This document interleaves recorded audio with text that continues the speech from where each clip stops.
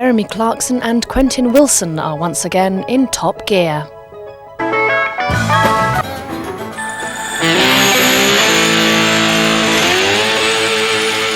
ZX by Citroen. No aircon, no stereo, just sat-nav and a bucket load of power. Enough power to take on the desert and win. Timo Salonen is the pilot. He and co-driver Fred Gallagher do 500-mile special stages in this car. They actually race across the desert. But today, it's the south of France, and that's me in the passenger seat.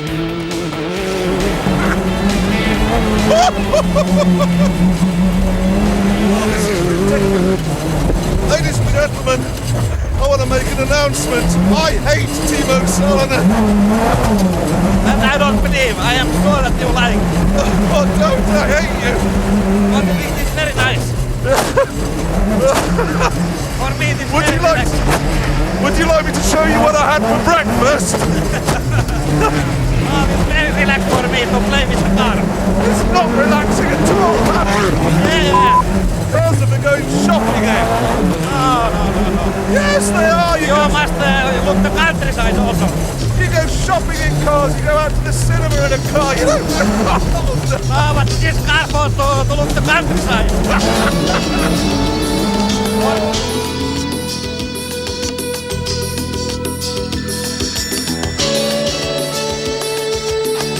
I've actually been on the Paris-Dakar Rally, as a spectator of course. I've seen the cars do this kind of thing in this kind of terrain. But until I actually went in one of them, felt what it was like, I don't think I really understood quite what was involved. I do now though. Oh, I want to kill you, Mr. Sullivan. Oh, God. I'm going to be sick. You do this 500 miles? Yeah. Without a break? Yeah. Well, you must be mad. You're criminally insane. I'm going to report you to the police. Get out! This guy is mad. He's certifiable. He's quite mad, you know. You shouldn't be working with him. You should be in prison. Anyway, my turn. Oh, God. Well, this is comfortable. It wasn't actually. In fact, I had to use the spare car, which was more spacious. So my body was all right, but my heart sounded like a tumble dryer full of half bricks. Right. Okay. Right, here we go. Oh. I must say the ride's not bad. Oh, changed my mind. Oh, like that. I feel like my mother is driving. Oh, You thanks have a a lot. little bit same driving style. Thank you very much, Timo. They say that the Paris-Dakar Rally is really only for old men, people who are too ancient and arthritic to take part in proper World Rally Championships. But don't you believe it? This car is incredibly fast. Yeah. This car is for men, not for boys. Oh, well, I'm a boy, I'm afraid. Yeah, I can feel a little bit like that. Okay, but no problem. You managed that corner very well. You will learn. Ow, my balls! Oh, I've got it. Ow. Okay. Now, how on earth do you cope with that sort of thing? No, it's planned that you don't think nothing else, only driving. How can you think I'm not driving when the seatbelt is ruining your manhood? No, it's no problem. It is a problem! No, for me anyway, I have no problem.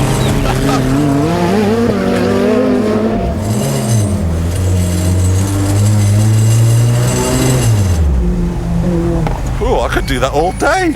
Yeah, but I prefer to go to spectating outside. Thank you for your vote of confidence, Timo. Now, of course, the guys who drive these things across the desert for hundreds of miles need to take with them cool boxes, their teddies, pyjamas, tents, that kind of thing. So, really, it needs to be more than simply 2 seats, a fuel tank, and an engine. Which, as you can see, it isn't. The service manual you have to read before you can work on that is called 20,000 Leagues Under the Sea, and the chief mechanic in the Citroën team, he's called Jules Verne. Now, they have been very kind, I must say. They've said I can have one last thrash.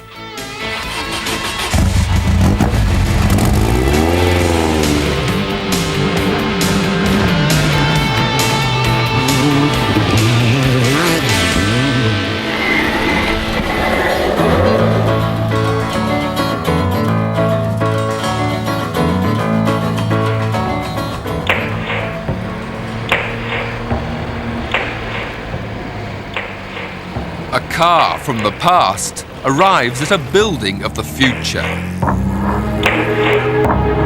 The Heritage Motor Centre at Gaydon, just south of Birmingham, which opened last May and houses the world's largest selection of British cars. All kinds of mechanical marvels housed within a dramatic semicircular Art Deco building where you can cast your eye over all sorts of motoring memorabilia. Essentially, the Heritage Motor Centre is all about British motoring history, and in particular, the pedigree and background to the current Rover Group. This is the oldest car with an established British name. It's an 1896 Wolseley Tri-Car. It was actually built by Herbert Austin before he made cars under his own name when he was general manager of the Wolseley Sheep Shearing Company in Birmingham. Wolseley's was soon joined by Morris's and Austin's, and these two famous British makes are very much part of my own motoring heritage. This 1934 Austin 7 Ruby is of the type that transported the entire Needell family to the motor racing at Goodwood in the 1950s.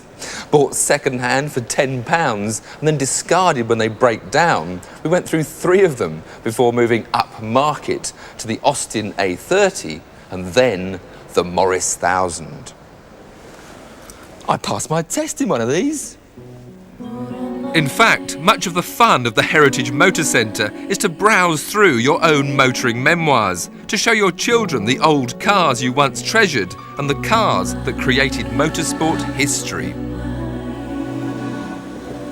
Now, believe it or not, this is where Rover started, with an 1886 Sutton and Starley bicycle with the trademark Rover.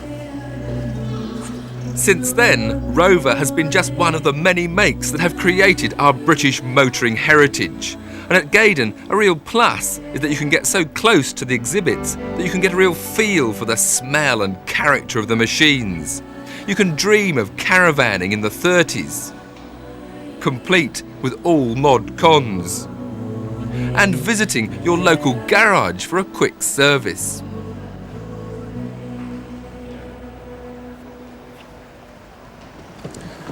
Here's a car I raced myself back in 1978. It's a Unipart Formula 3 car powered by a Triumph Dolomite Sprint engine. Now, when I moved up to Formula 1 in 1979, this seat was taken by a young Nigel Mansell. To really enjoy any museum, you do need to use a certain amount of imagination. To imagine what it must have been like to drive some of these wonderful cars. To imagine what it must be like to drive the 1908 Austin Grand Prix car. Now, Austin is a name that's hardly famous in Grand Prix racing. That's not surprising, because this is the only model they ever made. They made 4 of them for the 1908 French Grand Prix. 2 of them did finish, but they weren't competitive and the project was scrapped.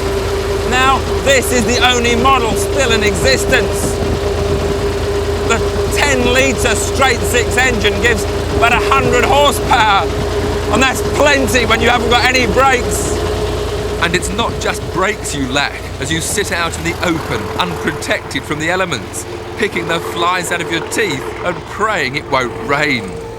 Well, that's difficult to stop. It's fairly easy to get the Austin going.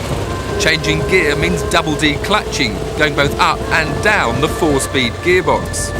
The Austin may not have been the most successful car in Grand Prix history, but it was a thrill to be allowed to relive the experiences of the great motoring pioneers.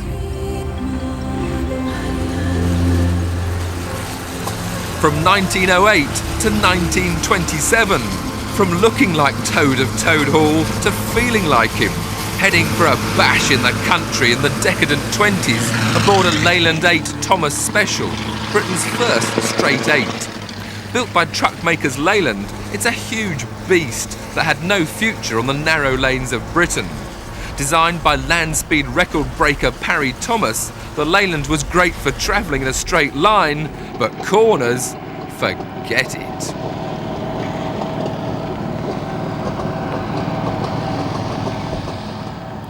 Now this is something else.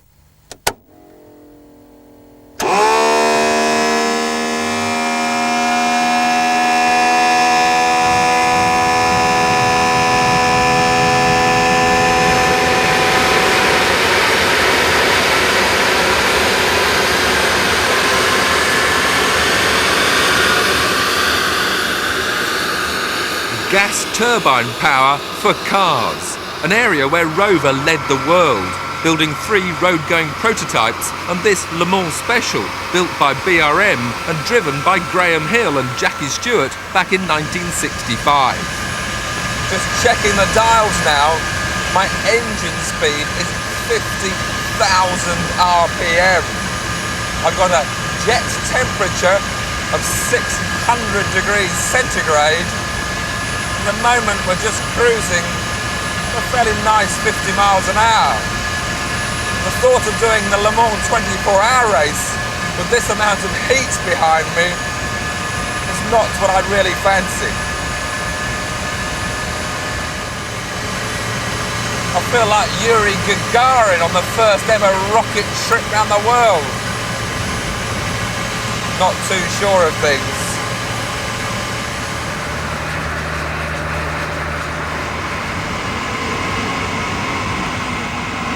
At least it shuts down nice and gently.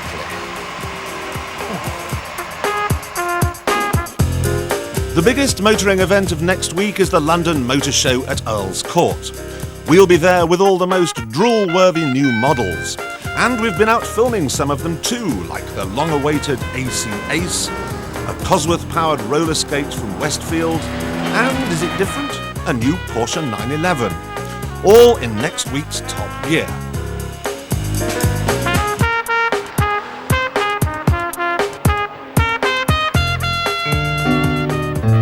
In 1963, a high-tech factory was opened at Linwood in Scotland to manufacture an exciting new vehicle. The circumstances were somewhat unusual. The workforce was largely composed of ex-shipbuilders, the engine was based on an old fire pump, and the car was launched before it had been properly tested. Unpromising beginnings, but the little car duly emerged from the factory to greet an unsuspecting public. Perhaps they knew no better, for some less discerning drivers actually quite liked the Hillman Imp. And 30 years later, it still has its aficionados. So much so that 500 of them recently turned up at Helmsley in North Yorkshire for the Imp's 30th birthday bash.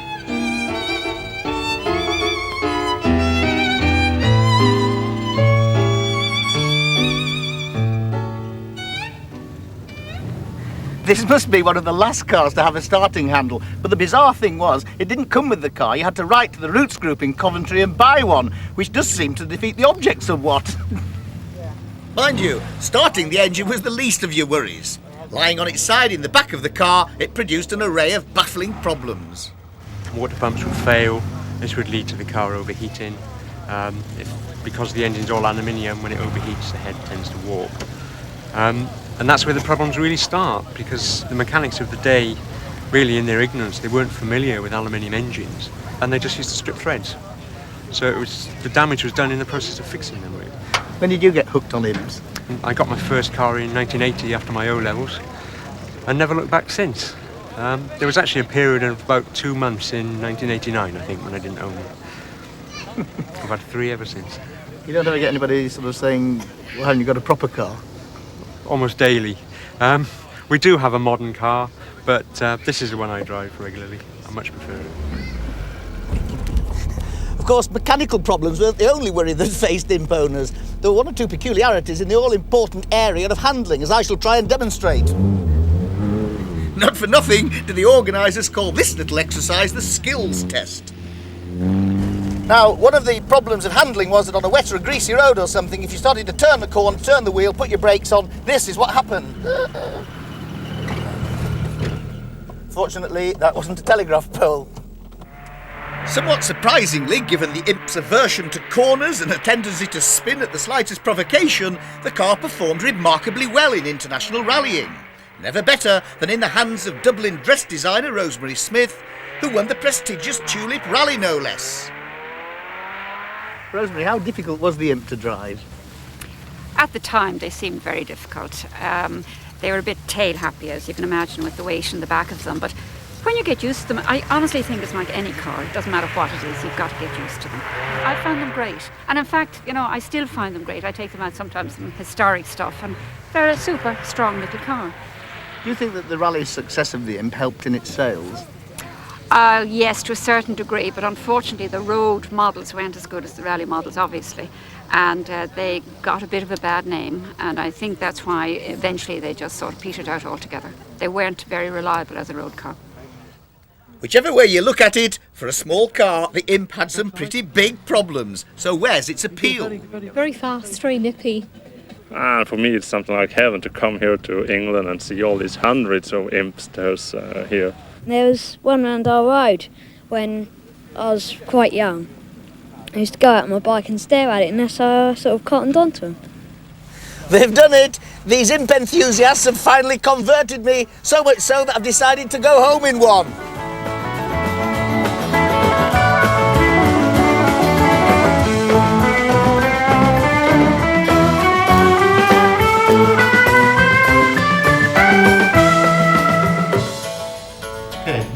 I just wanted In just a few moments, this young man is going to be given £18,000 to spend on a company car. And to mark that, we're going to offer you £18,000 to buy a company car of your choice. He is now behaving in exactly the same way as pretty well every other thrusting young executive who gets his wheels on the firm. In essence, he is engaged in a headlong rush to the nearest BMW dealer, from which he will emerge in a shiny new 318i. His mates are impressed with his new car, his boss is happy, he is happy. So, that's it then. Except for one small thing. He, like thousands of others, never stopped to consider if there might be an alternative. And that meant he never stopped to consider the brand new C-Class Mercedes-Benz. This is a replacement for the 190. It's bigger and of course it's better. And at £17,600 it's just about the same as a BMW 318i. The question is it any good? The only way you can work that out is to do what 50% of BMW buyers don't do and go for a test drive.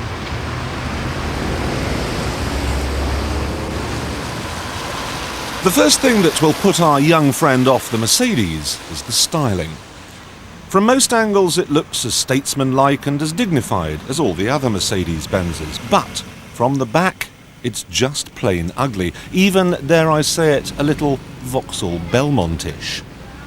He also won't care very much for the interior. He won't like this huge plastic steering wheel, and he won't like the ridiculously hard and unsupportive seats that he falls out of every time he goes round a corner.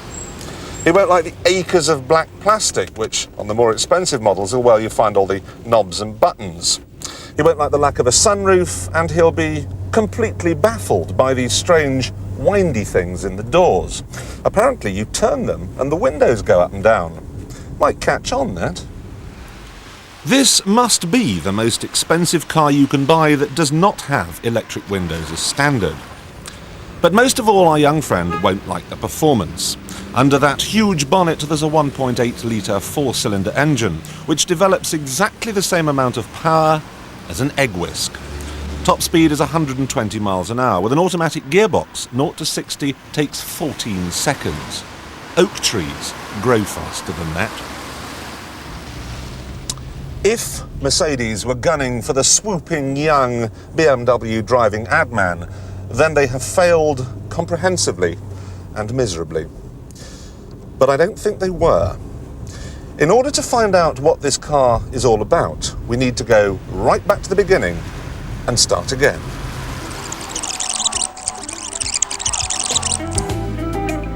This is the old Mercedes 190. It was the car that brought Mercedes ownership within the reach of millions, and millions of people responded by buying one. The 190 is a tough act to follow, and to make sure they got its replacement right, Mercedes have been working on it for 10 years. This is the result, the C-Class, one of the most thoroughly designed cars that you can buy.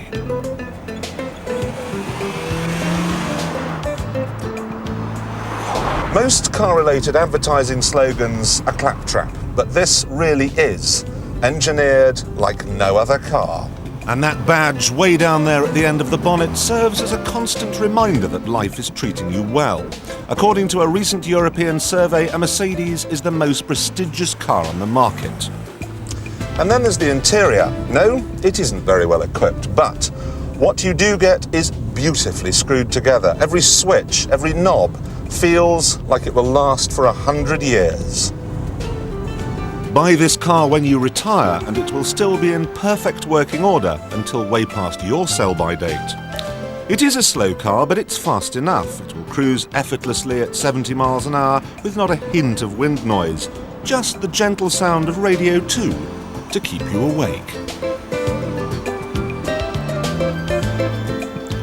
It won't break the bank either. It will return 28 mpg on average, and after 3 years and 40,000 miles, it will only have lost 45% of the initial purchase price. A C-Class may be expensive to buy, but in the long term, it could actually work out cheaper to run than a Ford. Handling tends not to be of great importance to the older buyer, which is a good thing because the C-Class isn't very good at it. It rides beautifully though. It's as comfortable as having a bath.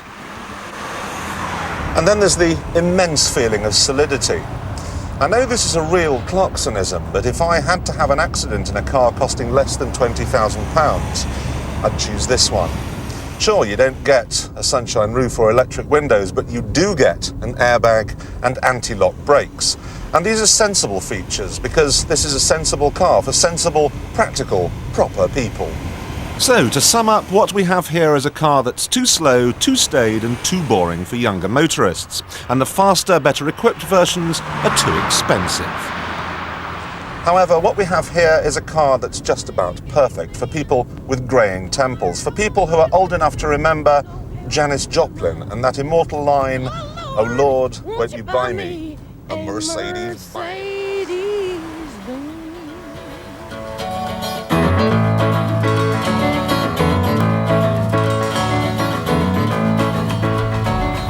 If, like Mr. Clarkson, you take exception to having to wind your windows down by hand, then you'll have to recourse to the options list. Personalising your new car with a litany of factory-fitted extras, options and fripperies might seem like a good idea, but one thing's certain, they ain't cheap.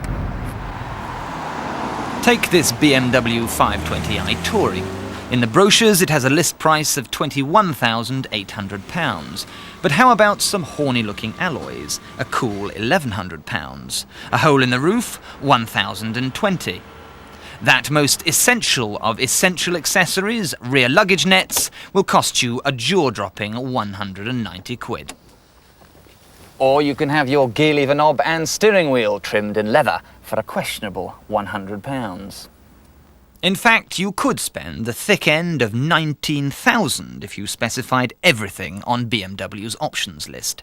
That way, the cheque you'd have to sign would be over 40 grand, nearly double the original price. But 2 years down the line, come part exchange time, and your not inconsiderable investment would only be worth a tiny fraction of what you'd paid. So, for those of you who think that fully loaded second-hand cars are worth plenty, it's time to think again. Options on used vehicles are normally worth between 10 and 15% after 2 to 3 years of the original price you paid for them on the car.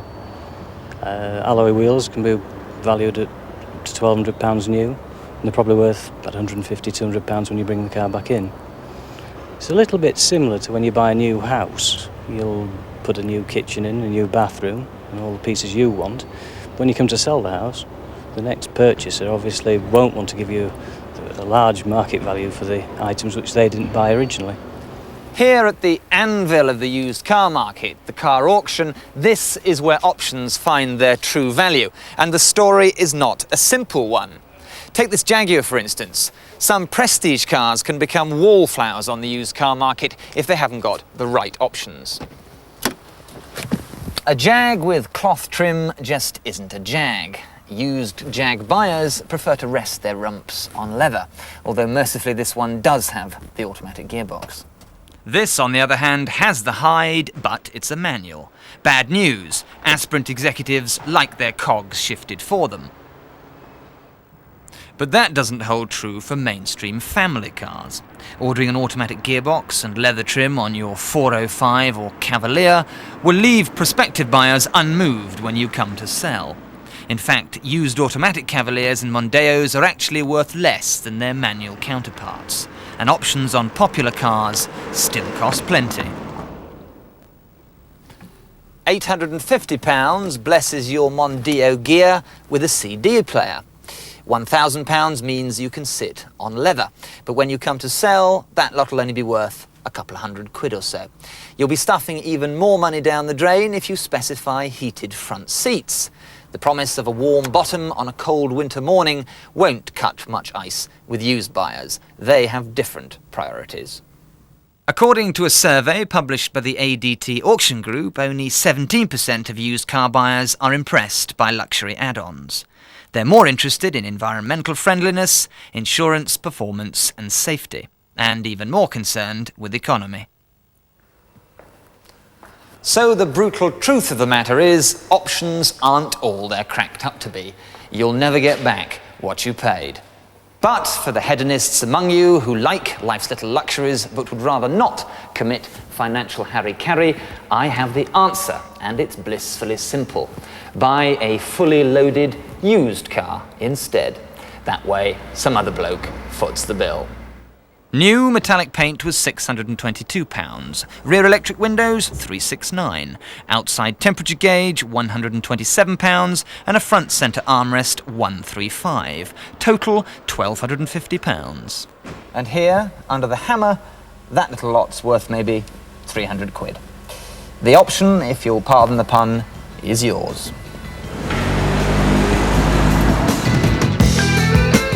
Next week, there's that full report from the London Motor Show,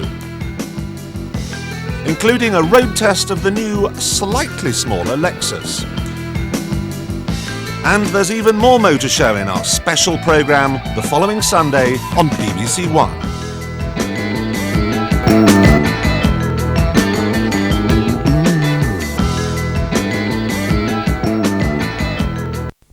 We will accept it in its entirety. There was no hint